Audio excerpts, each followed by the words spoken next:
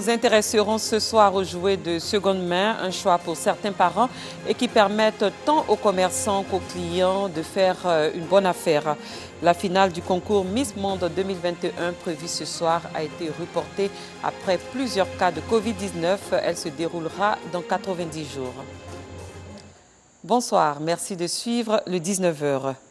Noël, c'est dans quelques jours. Avant cette célébration, nombreux sont les parents qui s'activent à acheter des cadeaux à leurs tout-petits.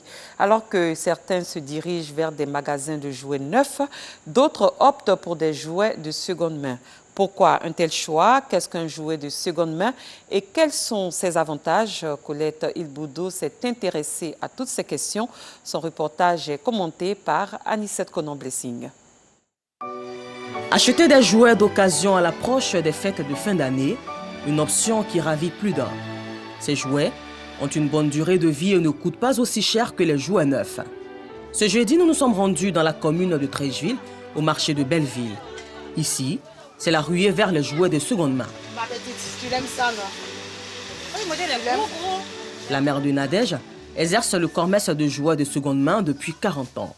Il y a plus de 10 ans, Nadège a agrandi ce commerce à cause de la forte demande. Avec la vente de jouets d'occasion, elle réalisait près de 25% de chiffre d'affaires par le passé. Aujourd'hui, elles ont atteint 50% de chiffre d'affaires. Ici, tout est d'occasion, poupées, gazinières, vélos, motos et bien d'autres jouets pour enfants. Dans cette boutique, ils sont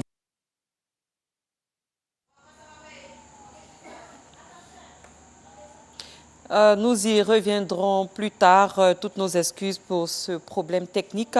Dans le domaine de la construction, la SICOGI, Société ivoirienne de construction et de gestion immobilière, change de dénomination. Elle devient l'Agence nationale de l'habitat et ne va plus construire de logements sociaux, mais coordonnera la politique des logements sociaux. Annonce faite par le porte-parole du gouvernement, Amadou Koulibaly, à l'issue d'un conseil des ministres hier. Amadou Koulibaly a également fait part d'un autre décret portant dissolution du fonds de soutien à l'habitat ainsi que le compte de mobilisation pour l'habitat. Un autre décret crée par ailleurs un fonds de garantie du logement social. On s'intéresse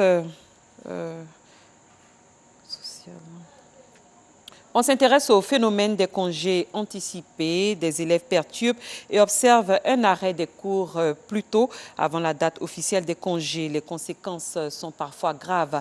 Face à cette situation, des établissements ont instauré des méthodes de sensibilisation.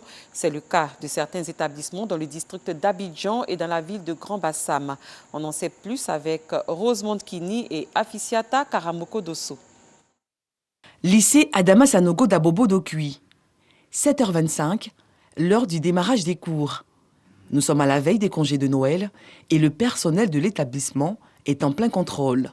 Une fois le contrôle terminé, c'est l'heure de la fermeture du portail.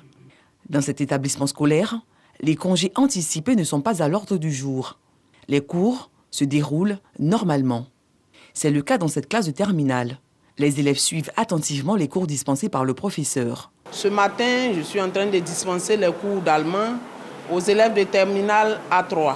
Nous sommes venus ici pour donner le savoir et nous souhaiterons que ces élèves-là luttent contre. Et en tant que professeur, je suis contre les congés anticipés. Concernant les congés anticipés, je pense que ce n'est pas une bonne chose, vu que ça nous retarde. Et puis l'année dernière, on a eu des congés anticipés et puis il y a eu des élèves qui étaient blessés, il y a d'autres qui ont été renvoyés. Et cette année, je préfère que chacun de nous reste en classe, on puisse terminer le programme pour composer pour aller en classe supérieure. Tout comme dans les salles de classe, au terrain de sport, certains élèves sont en plein cours. 4e 3. Avec l'essai de cours, on a déjà finalisé l'appel. Au lycée Adama Sanogo, plusieurs mesures ont été prises en vue d'éviter ce phénomène des congés anticipés. La première décision, c'était d'abord de fermer le portail. Comme vous le constatez bien, nous avons un établissement qui est bien clôturé. Ils sont priés de rester soit au préau ou bien d'aller se restaurer à la cantine scolaire qui est dans l'ancien établissement. Voilà. Et la deuxième mesure, tous les membres de l'administration sont priés d'être là à l'heure et donc au portail et d'accueillir tous les élèves qui viennent. Aujourd'hui, vraiment, on n'a pas pu être délogé. À quelques pas du lycée Adama Sanogo, le groupe scolaire Mamadou Koulibaly. Ici, fondateurs, enseignants, éducateurs et apprenants, indignés par les images du lundi 13 décembre dernier au lycée moderne d'Ara, disent non à la violence en milieu scolaire sous toutes ses formes. Non à la violence. Oui au respect.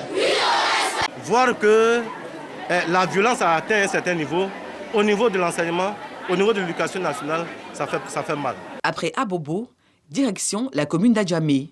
Au lycée moderne Aris, le proviseur, elle, a fait appel aux forces de l'ordre pour assurer la sécurité des enseignants et des élèves. Cela depuis le 29 novembre dernier. Il y a une accalmie totale dans l'établissement. Vous avez constaté dans les classes, toutes les classes sont pleines. Il y a même rarement d'absents, quelques rares absents au cas des maladies qui ne sont pas en classe. Sinon, tous les élèves sont présents. Une sécurité qui permet aux élèves de cette classe de 4e de suivre les cours d'éducation aux droits de l'homme et à la citoyenneté EDHC en toute quiétude. Ce sont de bonnes mesures, puisque si nous n'avons pas terminé le programme, ça peut aussi occasionner des troubles au niveau du système éducatif. La quiétude aussi constatée ici, au collège Saint-Pierre-Charles II de Cocody-Rivera. En plus des cours dispensés dans la sérénité, nous assistons à une réunion entre le directeur des études et le conseil scolaire. À l'ordre du jour, l'organisation de la journée culturelle. Journée instituée pour maintenir les élèves jusqu'aux dates des congés de fin d'année. À notre niveau, le collège Pierre-Charles, nous avons déjà mis en place un programme selon l'exécution de notre matriculation. Et cette matriculation nous permet déjà de travailler en amont afin d'obtenir de bons résultats. Et c'est pourquoi nous sommes en séance de travail avec le conseil scolaire et nous réfléchissons sur la semaine culturelle qui va se solder par la journée porte ouverte le samedi. À l'issue de la réunion, le directeur de l'établissement passe à une autre étape, celle de la sensibilisation des élèves dans les salles de classe. Nous voulions vous sensibiliser encore. Vous sachiez qu'il est très important d'aller en... La sensibilisation des élèves et des parents d'élèves également au centre d'une conférence à l'école secondaire Nouvelle Vision de Grand Bassam. On ne doit pas aller à l'école pour mourir. On doit aller à l'école pour s'assumer, servir son pays. Et donc, nous voulons nous engager sur le chemin de l'école de qualité. Rappelons que le lundi 13 décembre dernier, la ministre ivoirienne de l'Éducation nationale et de l'alphabétisation, à l'occasion de la cérémonie de salut aux couleurs au lycée moderne d'Abobo, a exhorté les élèves à adopter un comportement digne et responsable, comme stipule le thème de cette année académique. Soyons des citoyens responsables pour une école de qualité. Mariatou Koné n'a pas manqué de rappeler que la date officielle des congés de Noël est fixée au vendredi 17 décembre après les cours du soir. Elle avait à ses côtés le ministre Mamadou Touré de la Jeunesse. Autre chose, à présent, le Premier ministre Patrick Achi a présidé la reprise du dialogue politique ce jeudi 16 décembre 2021 à Abidjan. Les discussions impliquent 21 formations politiques, dont 8 groupements et 23 partis individuels. Les échanges entre les acteurs politiques s'ouvriront le mardi 21 décembre prochain, selon le ministre de l'Intérieur et de la Sécurité. Une partie des commerces et du stade de Mont est partie en fumée dans la nuit du mercredi 15 décembre 2021. L'incendie s'est déclaré aux environs de 21 h du côté du marché de Boubou traditionnel Yacouba. Une partie du stade Léon-Robert a aussi été ravagée par les flammes. Alertés, les pompiers civils sont arrivés sur les lieux et ont pu venir à bout de l'incendie vers 1 h du matin. Il n'y a eu aucune perte en vie humaine, mais d'importants dégâts matériels ont été enregistrés. Des dégâts constatés par le maire de Mont, Aboubacar Fofana, qui a souligné la nécessité d'achever le marché moderne de Mont afin d'éviter aux commerçants ce genre de pertes à chaque période de sécheresse. Parlons culture à présent. Les membres de la 9e promotion de l'Institut Tina Coiffure ont reçu vendredi dernier leur certificat de fin de formation.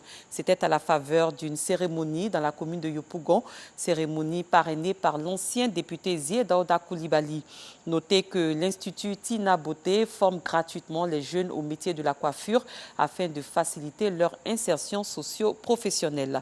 Abdoulaziz Guira, Joël Gossi. Ils sont désormais aptes à exercer le métier de la coiffure. Au nombre de 16, ces élèves issus de la 9e promotion de l'Institut Tine la Coiffure reçoivent leur certificat de fin de formation. Des certificats symboliquement reçus des mains de Zié Daouda Koulibaly, parrain de la cérémonie. Profitant de l'occasion, il n'a pas manqué de traduire ses encouragements aux bénéficiaires tout en incitant les jeunes à s'intéresser au métier de la main. Les métiers de la main sont importants qu'il faut encourager. Et Yopougon, à travers cette manifestation de Tine la Coiffure, donne un message à toute la Côte d'Ivoire pour dire que les métiers de la main existent, peuvent permettre à un jeune de réussir. Les jeunes, ils ont deux mains, et ces deux mains peuvent leur permettre de devenir des grands et devenir, n'est-ce pas, des champions nationaux au niveau de la Côte d'Ivoire.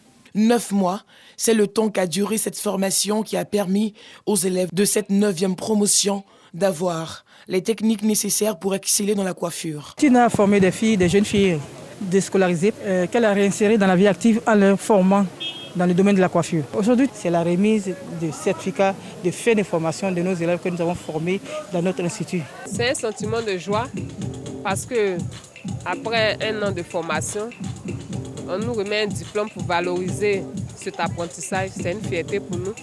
Moi, en tant qu'un élève ayant le bac, j'ai décidé de me donner au métier de la coiffure parce que je me dis que c'est un métier qui est noble, un métier qui nourrit son homme.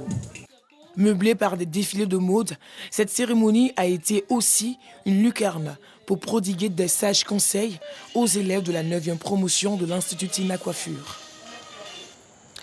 Et à l'étranger, les services de sécurité maliens ont torturé 6 hommes accusés d'avoir préparé un coup d'État contre le pouvoir dominé par les militaires en leur infligeant des chocs électriques et des simulations de noyade, selon Human Rights Watch qui réclame l'ouverture immédiate d'une enquête impartiale. Et plus loin, un nombre record de 488 professionnels des médias sont emprisonnés dans le monde, selon Reporters sans frontières, dans son bilan annuel qui comptabilise toutefois un nombre de 46 journalistes tués au plus bas depuis 20 ans. La finale du 70e concours Miss Monde a été annulée en cause de la présence de trop nombreux cas de Covid-19 sur place. L'élection a été reprogrammée dans les 90 prochains jours pour des raisons de santé et de sécurité des candidates, du personnel, de l'équipe et du grand public. Ce concours devait se dérouler au Coliseo José Miguel Agrelo à San Juan, à Porto Rico, ce 16 décembre 2021, sous le coup de 23h GMT.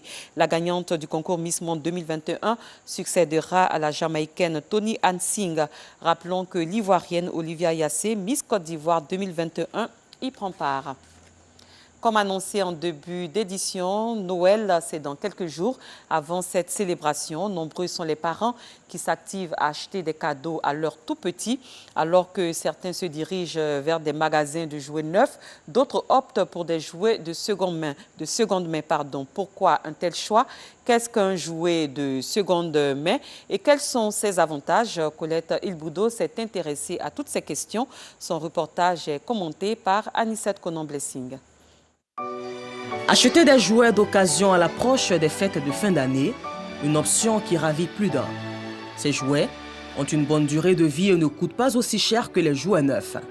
Ce jeudi, nous nous sommes rendus dans la commune de Treichville, au marché de Belleville. Ici, c'est la ruée vers les jouets de seconde main. La mère de Nadège exerce le commerce de jouets de seconde main depuis 40 ans. Il y a plus de 10 ans, Nadège a agrandi ce commerce à cause de la forte demande. Avec la vente de jouets d'occasion, elle réalisait près de 25 millions de chiffres d'affaires par le passé. Aujourd'hui, elles ont atteint 50% de chiffre d'affaires. Ici, tout est d'occasion, poupées, gazinières, vélos, motos et bien d'autres jouets pour enfants. Dans cette boutique, ils sont vendus 40% moins cher que les jouets neufs. Ça fait 5 ans, on va dire, que je viens dans ce magasin parce qu'il y a des jouets pour tout le monde. Nos enfants se retrouvent ici, ils retrouvent ce qu'ils veulent. C'est vrai, c'est des cadeaux de seconde main, mais de premier choix et plus durables. Comme cette cliente, Herman est un habitué des jouets de seconde main et il en est satisfait. J'ai récupéré un véhicule avec la dame.